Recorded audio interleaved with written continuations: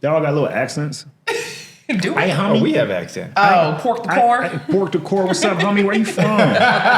Oh, my granny stay over there. Yeah. It's like, and they be 45. And you like, you know what I mean? I remember this one woman came up to me. I didn't know the language like that when I first moved back. This woman said, she said somewhere I thought she was complimenting me. I said, where you from? She said, 53rd and Western, where you from? I was like, first of all, relax. That's not how you flirt where I'm from.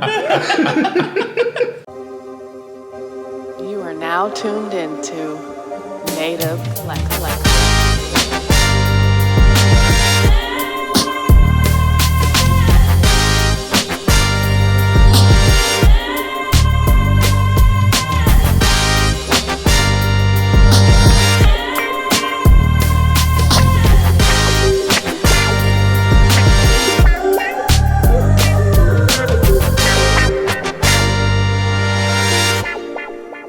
Native Collective. Oh, hey, hi, everybody. Welcome back to another episode of Ing in LA from Native Collective. Make sure you're following us on YouTube at Native Collective and on all other socials at The Native LA. Today's episode is Laughing in LA. Today we have a very funny man with us, writer, actor, producer, teacher, secret billionaire, Sydney Castillo. How y'all doing, man? How are you doing? Secret billionaire. Let's talk about that. Well, let's not tell everything, but this is very nice. This is, I don't know, let's just talk about the setup. This is very, I don't know if y'all can see, it's like 6 cameras. I don't know which one to look at, but they're all beautiful. Yeah. Mic set up perfectly. This one here, perfect. Hey, how y'all doing? The setup is sexy, right? I don't even want to talk to me. I want to look outside. It's money out there. Yeah. And apparently in here too. So, Sydney, are you a native to LA or are you a transplant? Okay, I get in trouble all the time, so here's the honest truth. Right? Oh, boy. I'm born in Gardena, California, right? Okay. I went to Percy Elementary. My brother is 7 years older than me. He went to Hawthorne Audubon. And then we moved to Fort Worth, Texas, where I was raised from the 3rd grade on, the 4th grade on. Yeah. So I always claim forward. And then people who know me be like, or it's really one person. I love Tasha. Tasha, I love you. I hope you see this. She's my neighbor in Gardena. She always be like, you don't never say Gardena. And I'm like, no one knows me there but you. But I'm born in Gardena, California, raised in Fort Worth, Texas. So like everything, Texas is like, you know, but I was born here. You know what I mean? Yeah. Okay. You even say Texas like a Texan. Yeah. I'm a Cowboy fan. I know it sucks. Mavericks, love them. But grew up in Texas, like all my memories are Texas, you know? Yeah. So That makes sense. I got chased home as a kid a couple times in Gardena. I remember that Raleigh Park. I got chased home a couple times. I be telling people that you don't realize when you're a kid what's going on. Yeah. I remember being at the baseball diamond, and it was a bunch of people there, and it was all sad. I'm like a kid, 2nd, 3rd grade, and these grown men are sitting there crying. I was like, "What y'all doing?" They was like, "We mourning." I was like, "What's mourning?" And they were like, "One of our homies like passed away." And I was like, "What happened?" And he was like, "He died over here." I was like, "My mama get fish from over there." Kid you not. I was like, "I want to mourn."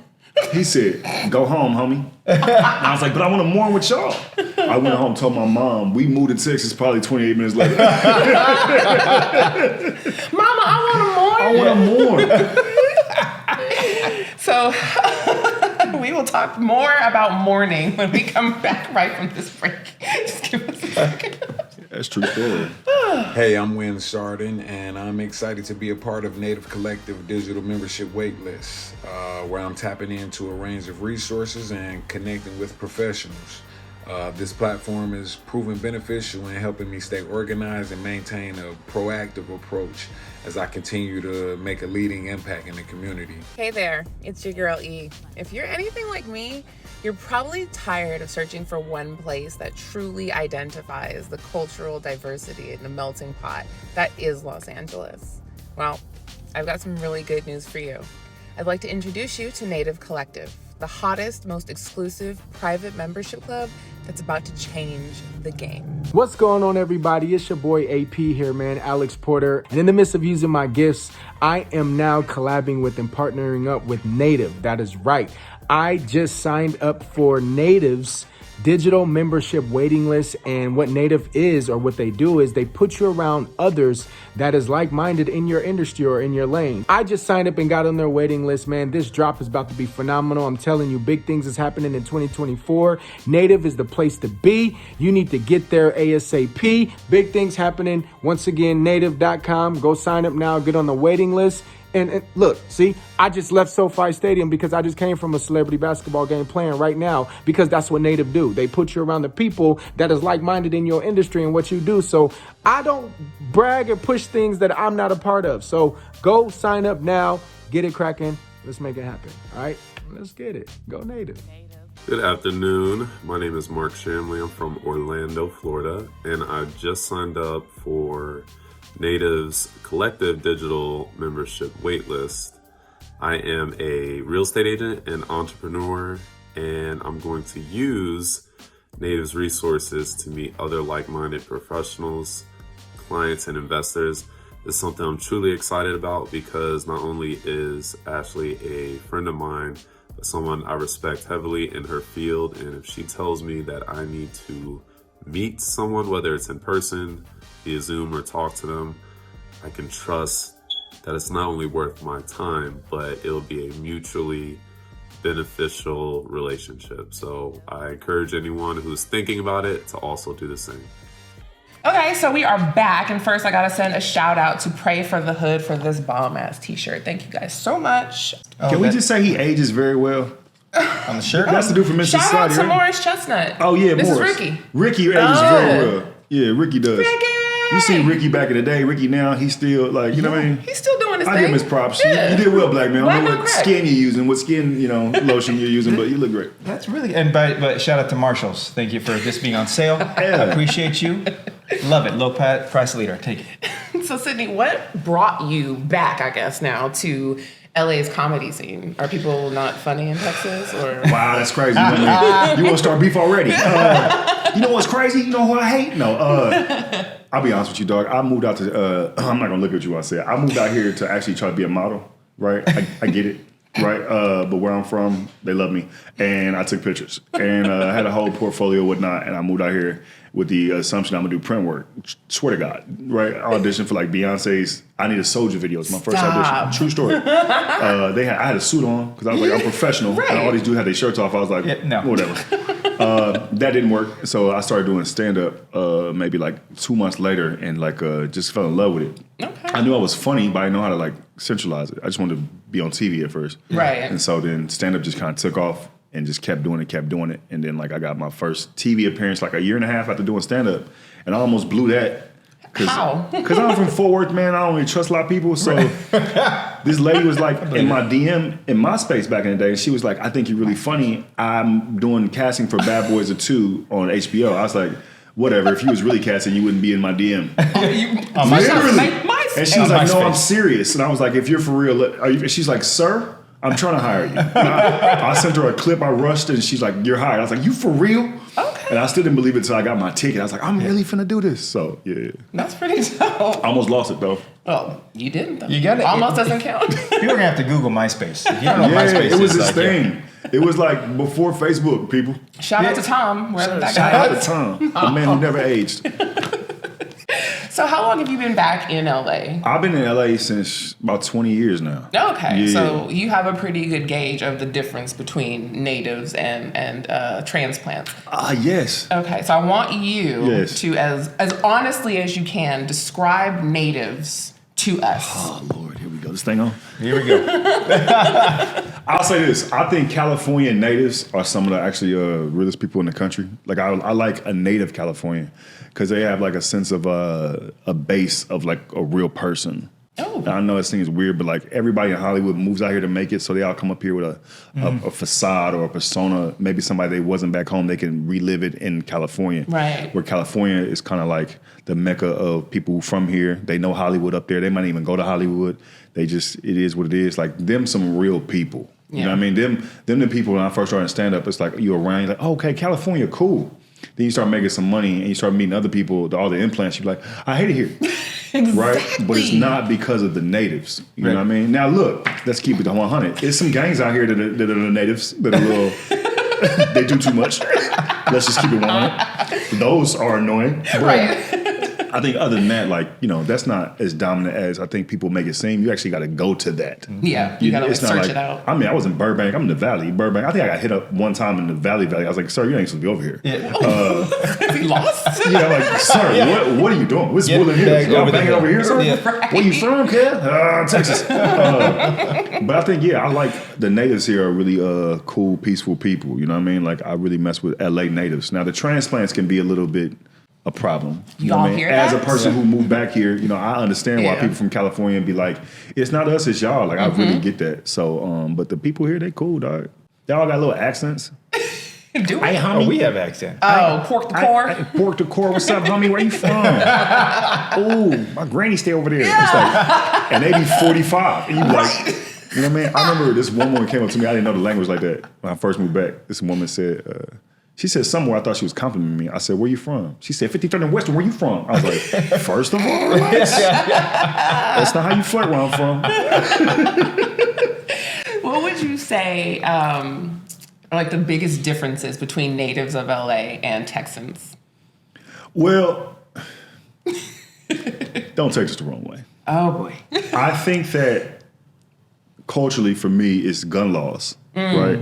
I grew up where guns are so a thing. Yeah. It's not like even a thing to be scared of. You literally could have a gun on your hip. I wouldn't be like, oh my God. Right. It's just a way of life. And so I think everybody back home has one like they have their keys. Let me go grab it and just go somewhere. Yeah. And I think out here, the laws are different.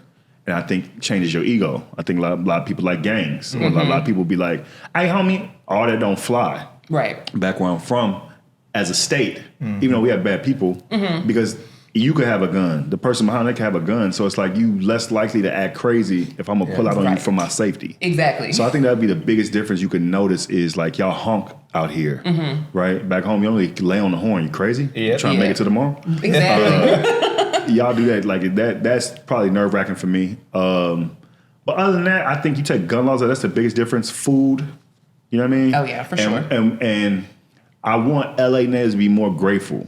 Okay. Yeah, I feel like because y'all grew up in LA, and you've experienced like you have the beaches, you have nice weather, you have palm trees, y'all have birds that are really just singing to y'all in the mornings. Yeah, you know what I mean? So true. Being serenaded. It's so true. Y'all have the Lakers down the street. Like regardless of how the season go, y'all been winning majority of your adult life. Yeah. Like relax. like I'm from Fort Worth, dog. We got Walmart, we got the Cowboys, which is what it is, and it's like we still be having a good time, dog. Like turn up, you know what I mean? Like we got Rose's little taco spot, and we have good time. Torchies out there too. Torchies is cool, but it's not the best. Fuzzies is better. Fuzzies, yep. Fuzzies is better. I don't know any of this, but we just get. I feel like we appreciate smaller things. I feel like LA because you can go outside and see Denzel or see somebody just. Like y'all forget that it's a beautiful ass place. Y'all got the beaches. Yeah, y'all suicide rate through the roof. How? Yeah. Did somebody jump doing this interview? But why? You see the price tag on this motherfucker? That will make you jump. That will make you move out this bitch. How about the homelessness? Yeah, it's bad. You know, but it's like I don't know. I'll be having I'll be feeling like. I don't know, because I live in downtown now, so I'll be seeing homeless people get arrested for sitting on the bench, and I'll be like, damn. Because I remember being younger, somebody said, we're all one tragedy away from being homeless.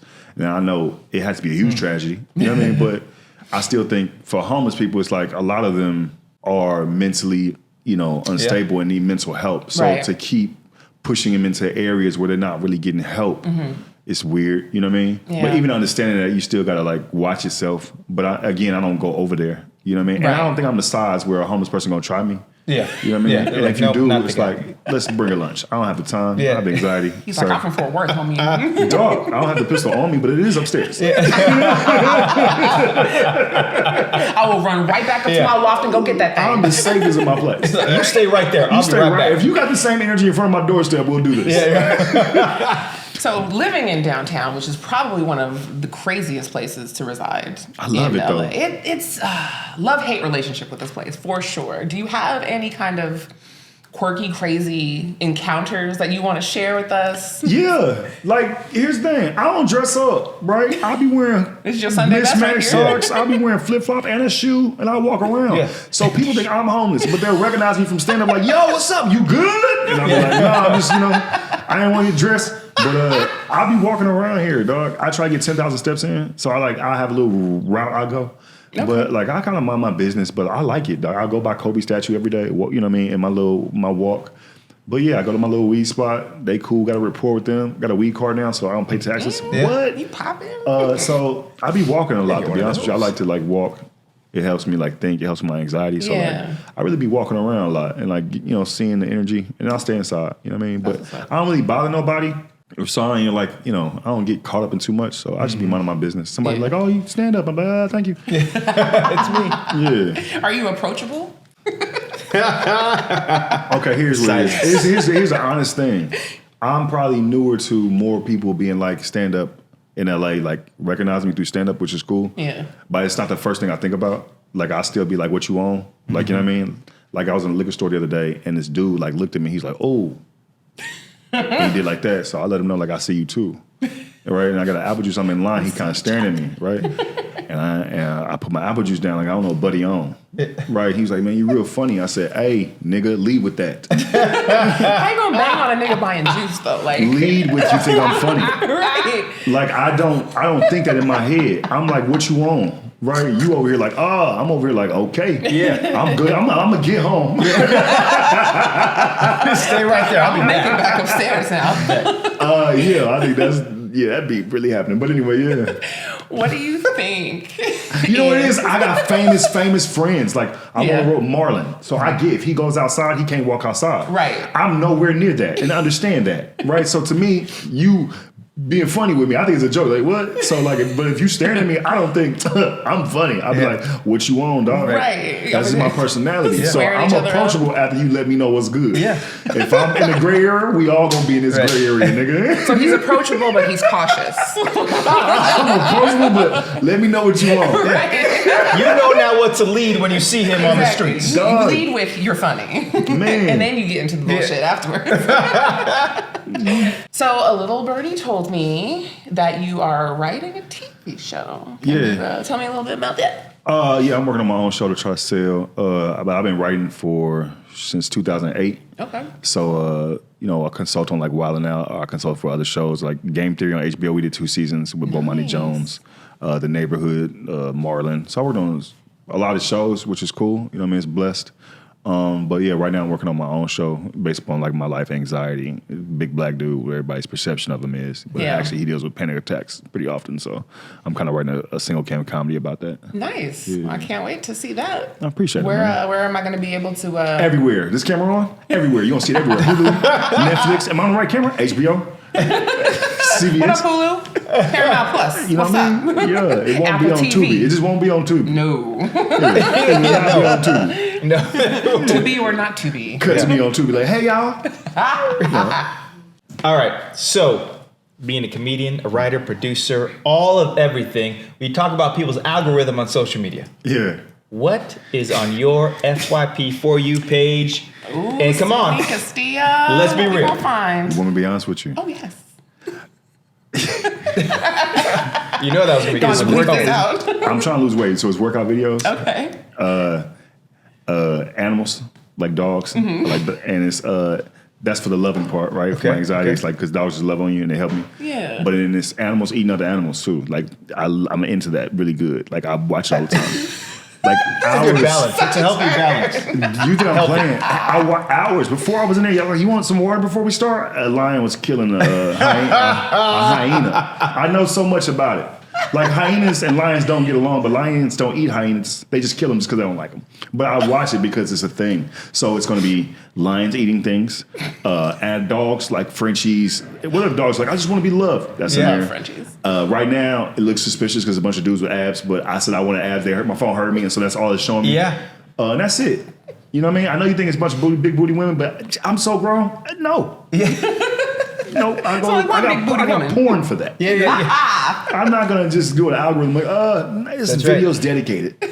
Yeah, we didn't ask you what your search history was on Google. Don't do that. Instagram. And just so you guys know, you actually gotta switch. If you're on a porn site, you gotta go like to ESPN, right? You can't just like on iPhone just like end it. Because you might be at work and need the internet again. It's going to show the last thing you was on. That's just for anybody who watch porn in here.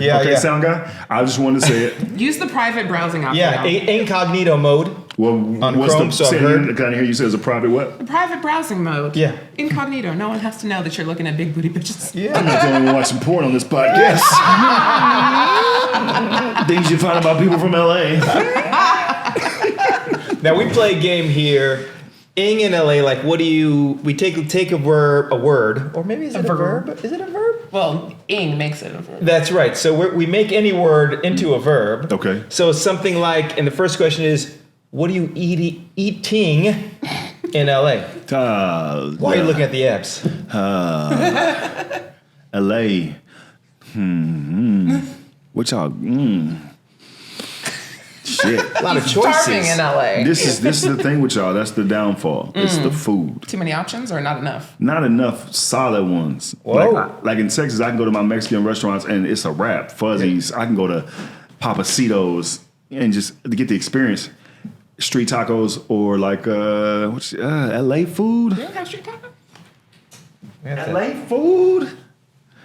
You just give Who let this man in the I building? mean, y'all got some Security. good restaurants. Right? Okay. Oh, boom. Y'all got good brunch spots. Let's do that. Brunch. Vivian's is good. The brunch spot in Burbank upstairs, Castaway, is good. Yamishura's too expensive, but good. Out of your budget, but it's delicious. Yeah, I didn't know. I'm a real one. I didn't know it was gonna be that.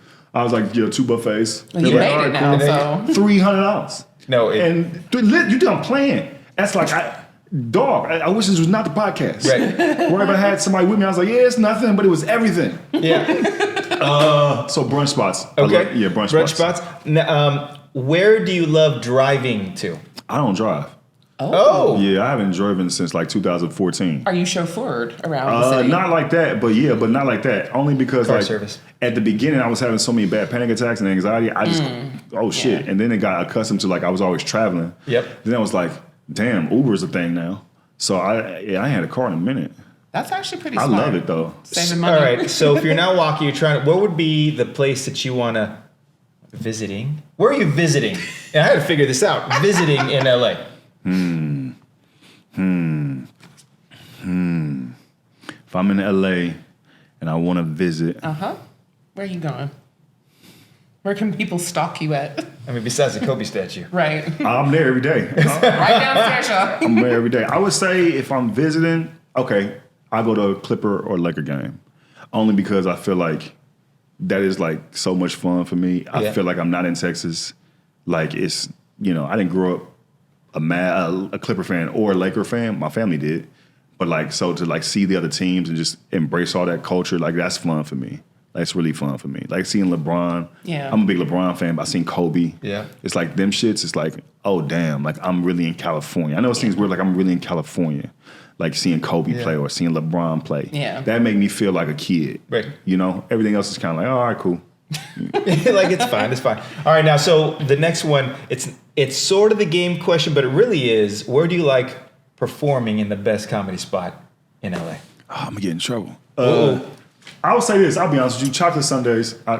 Okay. Because they're gonna get on my ass. Chocolate Sundays. I've been performing there for a minute, but I'll say the past couple of years, their internet presence has gotten me in a position to make some good money and to be recognized. So I would say Chocolate Sundays at the Laugh Factory on Sunday nights is really good. Don't Tell comedy shows are great. They're like the new late night. Actually, I just did something on Don't Tell. I got 2.3 million views on one of my jokes, and now. Not to be funny, but white people come up to me and be like, hey, man, you're really funny. And I think as a black person or a person of color, you're like, oh, shit, I'm making it now. Yeah, right? Because their own kind of recognize you up front. They could have been there 10 years ago. Right. But, Whole Foods and the cashier be like, I love your bit about. I'm like, oh, that's crazy. You know what I mean? My God, you're so hilarious. I would say Don't Tell comedy shows are amazing. Yeah. Yeah, I don't know if they get enough props. I think black people are kind of new to them. Okay. But Don't Tell comedy would now be like Def Jam. Oh. I won't say the white version, but their reach, like Def Jam back in the day, their reach was so big for comedy. Yeah. Now, Don't Tell, their reach is amazing. So they have like millions of followers on all their networks. So, you know, you can go across the country and people know about Don't Tell now. It's like, oh, that's crazy. Shout out to Don't Tell. Yeah. And I love chocolate sundaes. I appreciate y'all. Love chocolate sundaes. Well, you mentioned that now 7 times if you're counting at home. Please. I Chocolate did an sundaes? interview one time and I said something that was in my DM. Like, that's crazy because... Now, when you're going through all these comedy shows, you're either booking or anything, like, what are some challenges? Like, are there any challenges as a comedian in LA in an expanding market that you have to deal with when Sensitivities. performing? Like, people sensitive. It's brewing in stand-up comedy. Yeah. Like, I literally said on this podcast I have anxiety. I've said it 3 or 4 times. I did a bit about me having anxiety, about me having panic attacks. And it's a joke about when I first heard of anxiety, I thought it was white people's way of saying they didn't want to do some shit.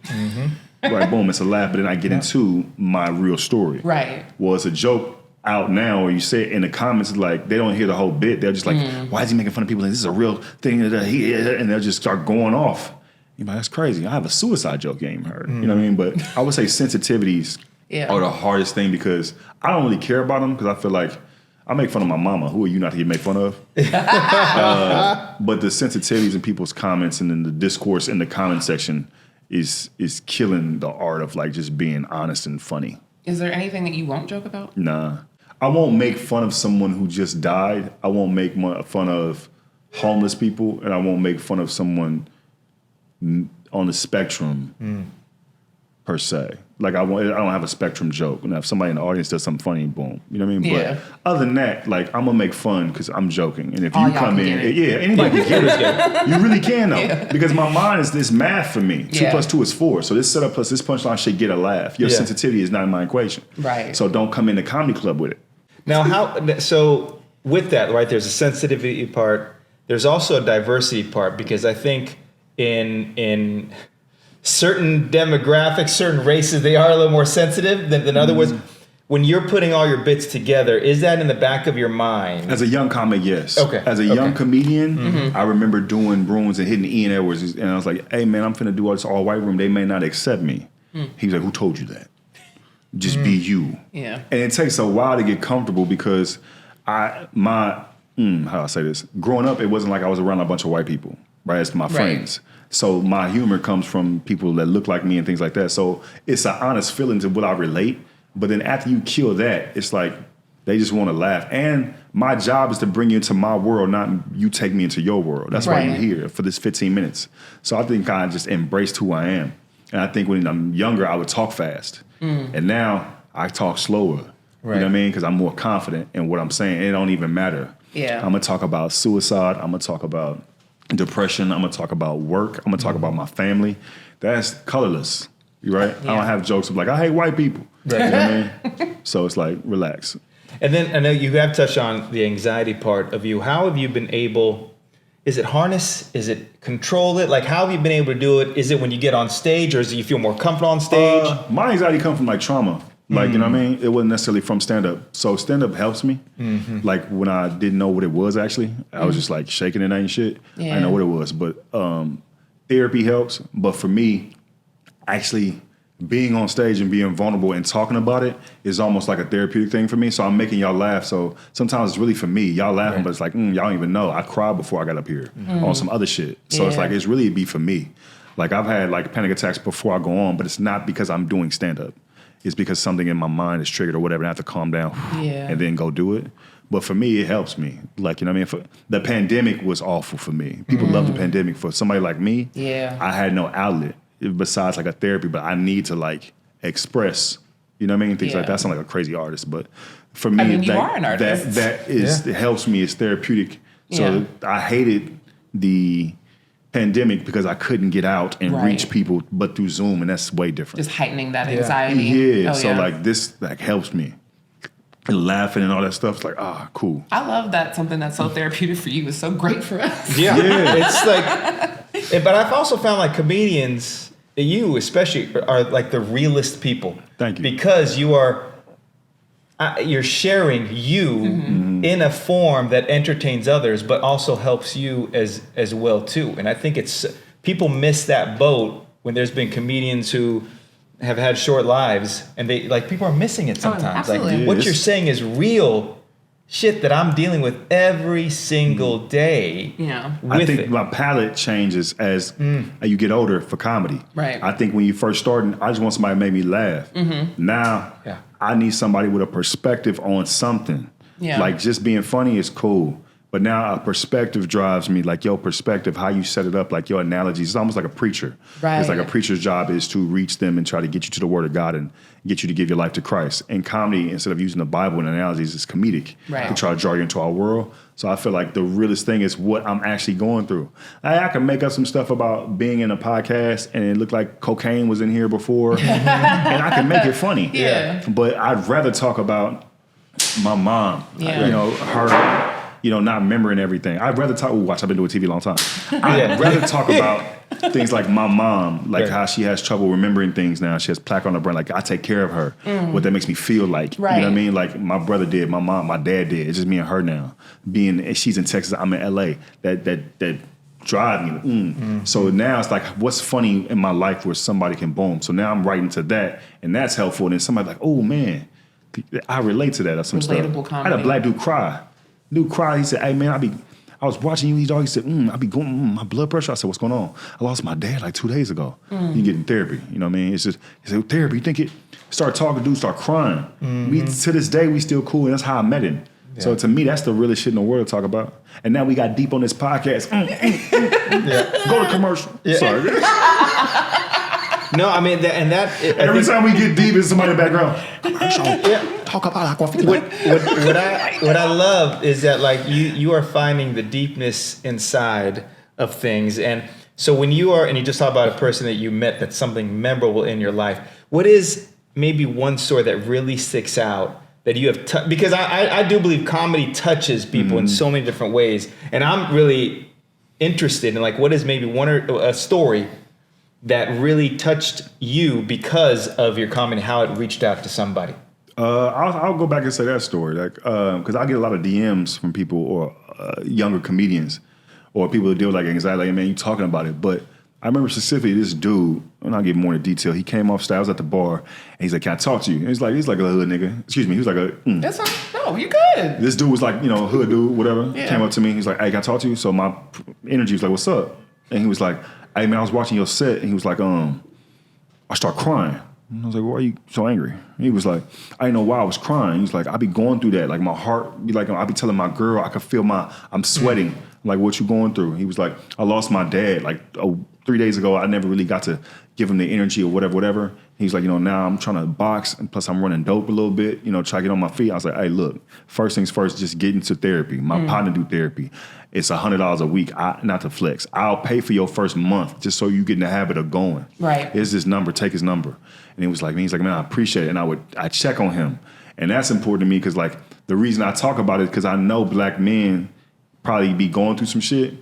But we hide it or keep it in because it's like a vulnerability, like weakness. Yeah. You know what I mean? So it's like I talk about it in a comedic way and be real for people to understand it. Like, this is real. Like, I got medicine. You know what I mean? I try not to take it because I'm trying all these other avenues not to be dependent, but it's a real thing. So for me, that meant a lot because like it was beyond you funny. Right. Like, right? So like for me in stand-up, a person that's funny is cool. A person that you can learn something from or experience something, you'll remember more. So this person made you laugh, but now you going home talking to your wife like, "Hey, buddy, he overcame." That's deeper than the joke. Absolutely. I'm going to be funny while saying it, but to me, it's like the realness is what driving people to me or attracted to the energy because it's like, I relate, you know what I mean? And it's not so, this is just a big nigga up here talking about stand-up. It's like, this big nigga was shaking 20 minutes ago. Right. You feel me? So like, I feel like that helps. Got deep again. And I'm looking at the right camera. We do everything on this podcast. Sydney Castillo, sometimes deep with Sydney Castillo. LA, one joke at a time. Zoloft, what's up? Go ahead. All right, talk about the Comedy Union. Listen, so it's not a lot of black-owned comedy clubs in the country, right? It's specifically LA. You got the Comedy Union. This is before J. Anthony Brown had his spot. Yeah. So the Comedy Union was a place for me to really develop my craft, man. Like, Enns Mitchell is one of the best comedy club people in America. He took young black comics who didn't really have nowhere, like you say, implants. Yeah. And all the other comedy clubs look at us crazy and don't put us up because they judge, like, what are you going to talk about? They think you're a black comic. You're going to talk about certain things. Yeah. Enz was a person that opened his doors to me, and I was hungry. Like, I'll DJ for you. Like, what? I'll DJ for stage time. I'm not a DJ, but I'll scratch my back. I'll scratch yours. Yeah. I'll bartend. I'm not a bartender. You need a bartender? Yeah. He was like, you ain't got to do all that. Okay. Well, he just gave me the opportunity to grow. And his club for years was a home for black comedy in LA. Yeah. Like Friday night, Saturday night, it's rocking. Rodney Perry's hosting, David Arnold's hosting, Lavelle Crawford's coming through, Mike Epps is popping in, Damon Wayans is coming through. And the crowd is non-transplants. They're from Inglewood, Gardena, Carson. So they like, oh, they real people. You know what I mean? And so that kind of like shaped me as a comedian. I wasn't scared of anything because there's some real people in the audience. Right. They laughing at real things. They don't want to hear no foolishness. Right. And it's older black people in there. It's just, you learn so much. It's like a family. It's Right. I don't know how to describe it. Like, you know, Like when older, you find your people. it's it's like older black people look at you like you could be their kid. So they might even talk to you. They do. So like, I could be talking about something and an old black woman, baby, come here. You real funny. Got in your life? Yeah, okay, because on stage you talking about a lot and I just want to know, is he in you? Yeah, okay, baby. But like, that's not going to happen at the Improv. Right. But like, the Union was so the mecca for like black comedy for years, and then the pandemic shut it down. The pandemic, it closed. And for a lot of us, it was so sad because, like I said, I've been here 20 years. The root of me being a good comedian and learning was through the Comedy Union's opportunity it provided. Yeah. And like, you can't get that back. There's no other experience I'm going to get like that. And the young black comics coming up, y'all missed it. Yeah. Because it was such a thing. Friday, Saturday night, Wednesday night. You want to do a show? Enz was like, okay, cool. Are you going to promote it? Yeah, to have your show here. Right. You want your birthday show? I'll open my doors. Yeah. So like the Union was like just a home for black comedy, dog. Like before the Laugh Factory, Chocolate Sundays, the Union, dog. Before Don't Tell, the Union. Before the internet and you do your clips, the Union. It was when you were just building your muscle. In the trenches. And from the trenches, all black people. It could be some gang members in there. They sitting with their grandmama. You know, I do a joke about Dear Heavenly Cuz. True story. It's about a gang member who loved God. And when he prayed, he'd be like, Dear Heavenly Cuz. It was a big bit I used to do back in the day. This dude came up to me and said, hey, homie, come here, dog. I bang, homie. Well, I love you, cuz. Because my grandmama loved God and she like you. Yeah, but you gonna get that energy at the Union, dog. It's just, and they had good little food, dog. You get some good little fried catfish, mac and cheese, and greens. And Enz knew your situation. We was in our 20s. We was broke. So he'd be like, you hungry? Like, nah, yes you are. Your stomach growling. He gonna get you a plate. Like, thank you, dog. Like, yeah, man. That Union, dog. The Union. We doing actually a tribute for the Comedy Union for Netflix's Joke Festival to Enz Mitchell, which he deserves. Like, that man is a saint and has helped a lot of people, including myself. So, like, I love you. You get on my nerves. Right? But I love you to death, and you're one of the best comedy club owners, and we appreciate you. If there's anything from this podcast, like Enz Mitchell was really beneficial for black comedy the past 20 years in LA. Absolutely. Yeah. And that's a drop for your ass, Enz. That's a drop for your ass. Pay this man his money. Go ahead. So, are you single, Sydney? I'm not. I'm dating somebody. Okay. Did you meet them in LA? I did. Okay. What was that like? It was cool. I didn't, you know what I mean? I was bowling. Okay. Yeah, I like to bowl. And then my manager had done something, and I met a young lady there. I wasn't trying to meet nobody. I was like, all right, cool. Black woman, she was cool. She was cute. Like, all right, cool. We talked, chopped it up, and then, you know, one thing led to another. Is it harder for you, or like when you were single, did you find it harder to date as someone who's just naturally funny? Uh-oh. I'll say that I want to answer it right. For time purposes, repeat the question. Go ahead. All right, but I got it. Is dating as a comedian hard? Dating as a comedian in LA isn't hard. I think definitely dating in LA is hard, period. But it's not hard as a comedian because I meet people. It's easier for me to meet somebody because what's women first thing they say online or whatever? I want somebody to make me laugh. Right? It's like, all right, cool. Now, sustaining something real is harder in LA than any other city. It's just sustain something real, yeah. But dating, it's easy. You know what I mean? Not to be funny or arrogant. It's easy only because your nightlife is my job, right? You go out to the comedy club, I'm there every day. You know what I mean? So I see, you know, I used to say this in my relationships, right? This isn't even, If you go on the road, right, and you do 6 shows at the Improvs across, right? Let's say that it holds 300 people. Yeah. Right, so 6 shows is 1,800 people, right? Out of 1,800 people, 1,000 of them are gonna be women. Yeah. Right? Out of 1,000 women in 6 shows, right, 10 of them gonna like me, right? Now, that's not even arrogant, that's 1%. So that's what it is dating as a comedian, right? And when you touring, it's like, it's a number game. So meeting people isn't hard, you feel me? Right. But sustaining something real in LA is very hard. I believe like people's just raised differently. Yeah. I'm from Texas, so like we try to meet our wife at 23, what's up? Right. You know what I mean? Out here, everybody is broke at 23. They broke today in the industry, you know what I mean? Unless they just make it, they don't probably get on their feet say 30, which affect your dating. Oh, absolutely. You know what I mean? You tell me, I want a man to take care of me. Lady, I'm 24. I could barely take care of myself right now. It's like I'm still wet behind the ears. What do you want from me? What but can I possibly give you? It's fun. Dating in LA, fun. Oh, yeah. You know, doing stand-up, you could tour. It's fun. Yeah. But like something real, you know what I mean? You know what I mean? It's harder. Yeah, for sure. Yeah. Absolutely. What or who, should I say, who would you say are your top 5 comedians of all time, dead or alive? My daddy, when live, he said, you should always say yourself. I'm like, why? Because you should put yourself in there. So I'll save a spot for me on Rest in Peace, Daddy. I'll say this. This isn't like who everybody's top 5 is. This is top 5 most influential to my journey. Okay. Boom. Eddie Murphy, Patrice O'Neal, Chris Rock, Dave Chappelle. And then Sydney Castillo. Damn, it's hard to have 5. Yeah. Because they rotate. Yeah. Ali Sadiq. It's my buddy. This first person put me on stage and really give me a shot, like help me. It's my real friend. Shout out to Ali Sadiq. I used to tell Ali, move to LA, move to LA. I have a kid, Sydney. Kids don't belong in LA. Damon Wayans Sr., Damon Wayans Jr.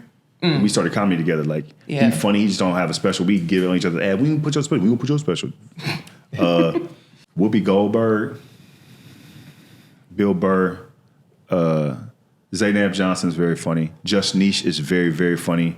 Fatima Talia is very funny. I can't think of her name right now, but she's funny as hell in New York. You know, so it's hard. Top 5 hard for me because it's like Chappelle and Chris Rock do it for me. Yeah. Regardless of how everybody feels, Chappelle's brain, the way he sets up a joke. Yeah. If you're studying the art of it, you could study the way his setups are. Yeah. He's finna say something crazy, but he's finna blindside you with this story first. Like the art of how he does it is very great. He's like the early Kanye of comedy. Yeah, he's just really he's the truth. Yeah. Bill Burr's really fucking. Oh, Mitch Hedberg. Ready? Oh, wow. Yeah. Mitch Hedberg. I was like 19 before I started comedy. This white boy I was working with doing like telemarketing type shit. And I said I want to do stand up. He said you should listen to this dude named Mitch Hedberg. And I said no offense, man. White people not funny to me, right?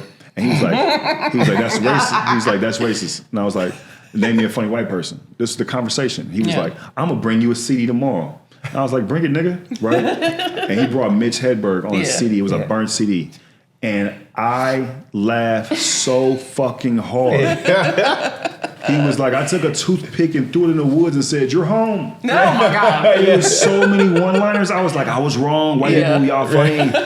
And then I got into Seinfeld, right? Okay, and then I got into word technician. Then I got into Bill Burr. Yeah. I was like, oh, snaps. Man. There's some saving graces for them out there. No, they're like hilarious. You know what I mean? But it's like, again, perspective, like things like that, like push me. Yeah. Kevin Hart, the way he tells a story. One thing I love about Kevin was like, I met Kevin, I was like 23. Some manager told me it's about Kevin. It runs true. It's a lot of funny people.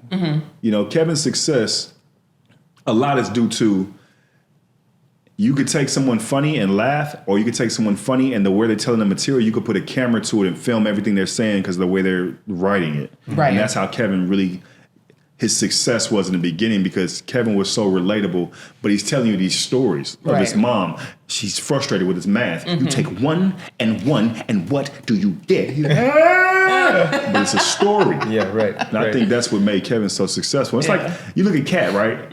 I love Katt, right? Katt is hilarious. I remember I was at the Comedy Awards in 2005, I think, when Katt blew up. Yeah. He was already did Money Mike, but he did the Comedy Awards, and he just, it was the... Took off. You know what I mean? And Katt's hilarious. Absolutely. I was like watching the interview on Shay Shay, and everybody was like, all the stuff Katt was saying. About to ask. And I think the beefs that comedians have is real. It's like any other job. You might not like the woman across the way. You might like the dude in the other office. So comedy, every comedian don't get along. That's true.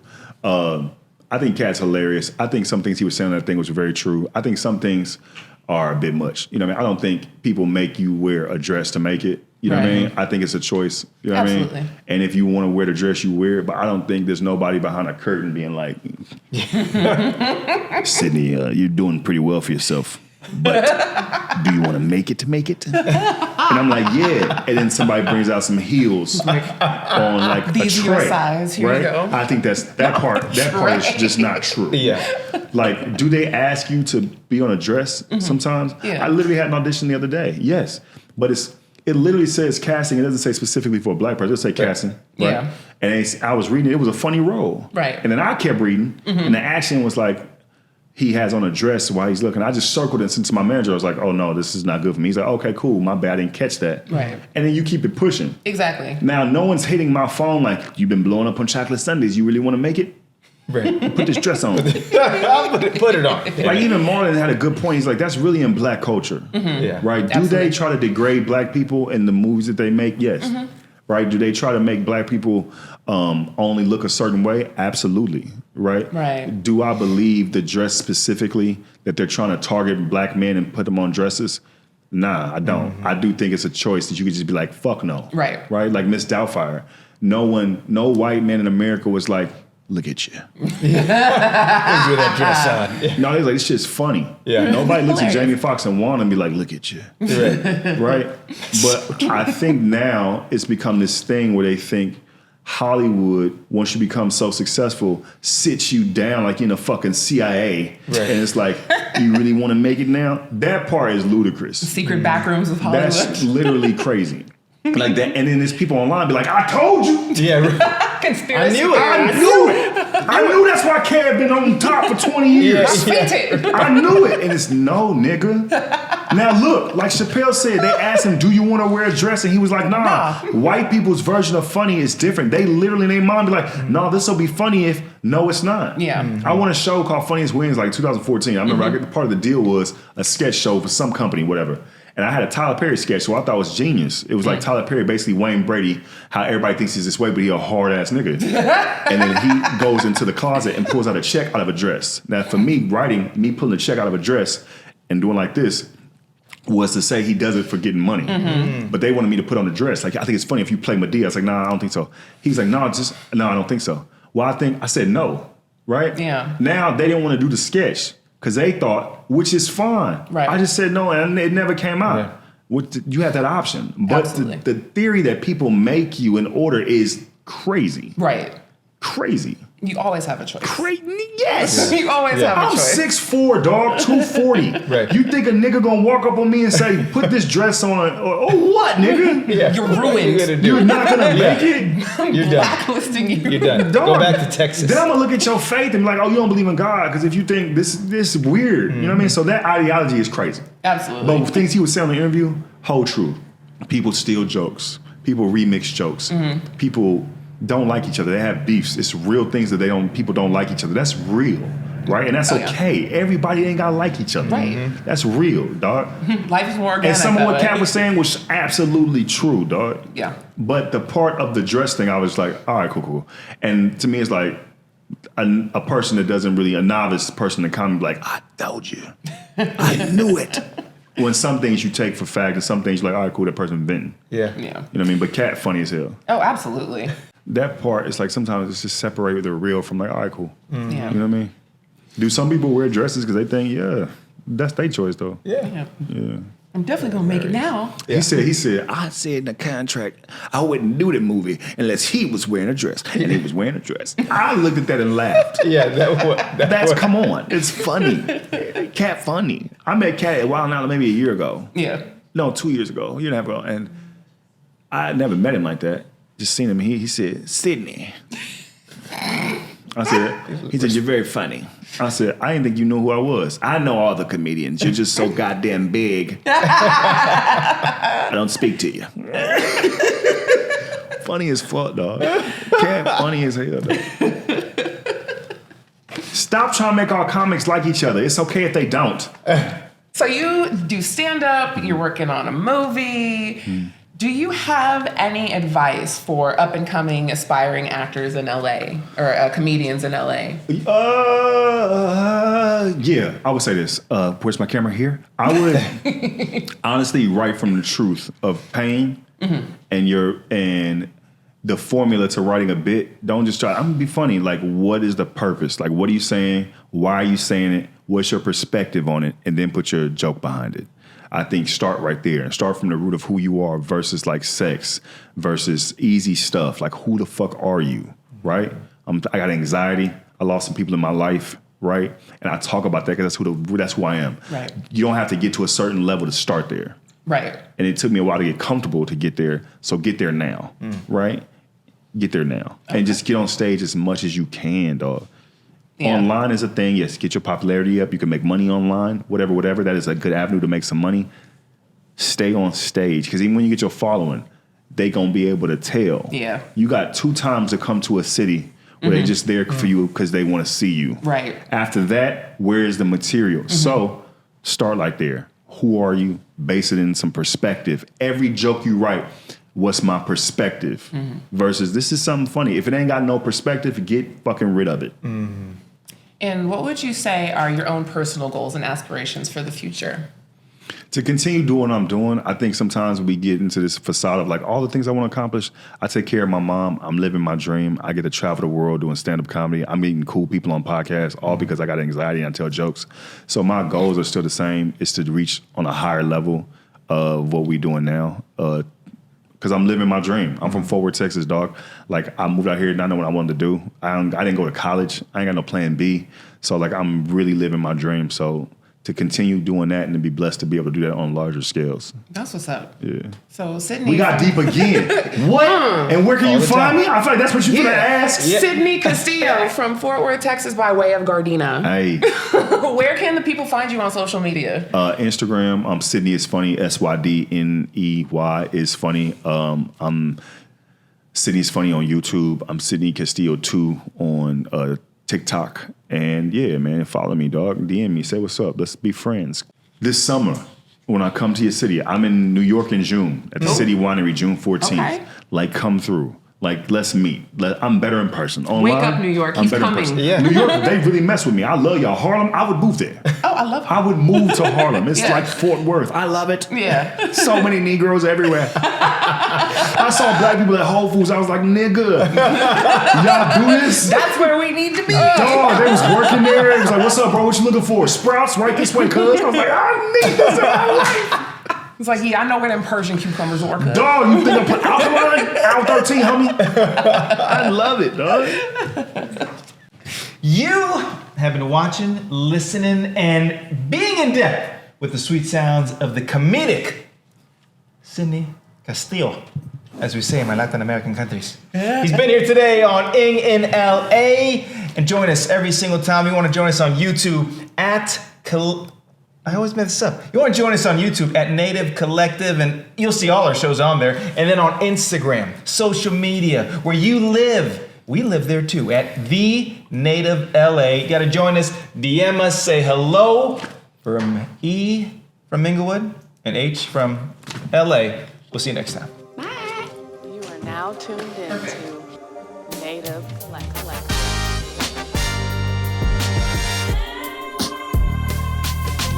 What's Angelino's? People from Los Angeles. Oh, shit. Okay, man. I was going to help you context clues. Learn something new every day. This is an educational show. Right, like Anglo-Saxons, Angelinos, white people. What are we getting at? Okay, go ahead. Guy's named Angelo. Angelo, yes. You look like an Angelo, so. There it is.